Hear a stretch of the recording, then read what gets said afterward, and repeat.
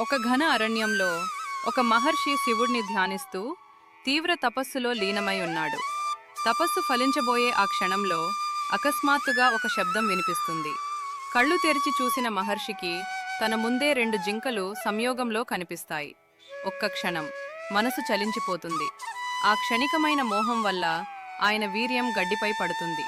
ఆ గడ్డిని ఒక ఆడజింక తిని గర్భం ధరించి త్వరలోనే ఒక పాపకు జన్మనిమ్మిచ్చి అరణ్యంలోకి వెళ్ళిపోతుంది.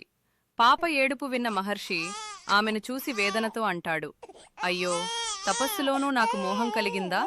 ఈ శిశువు నన్ను బంధంలో పడేస్తుంది. ఏం చెయ్యాలో తెలియక ఆలోచిస్తున్న క్షణంలో సంతానం లేని గిరిజన ప్రధానుడు పులిందుడు తనిందుడు తన భార్యతో అక్కడికి వస్తాడు. దైవ సంకల్పాన్ని గ్రహించిన మహర్షి ఆ పాపను వారికి అప్పగిస్తూ, ఈ బాలిక సాధారణది కాదు, దైవలక్ష్యంతో పుట్టింది అని చెబుతాడు.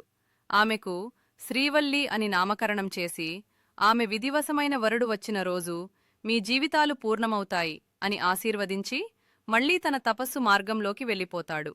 అలా శ్రీవల్లీదేవి దైవ సంకల్పంతో ఈ భూమిపై అవతరించింది.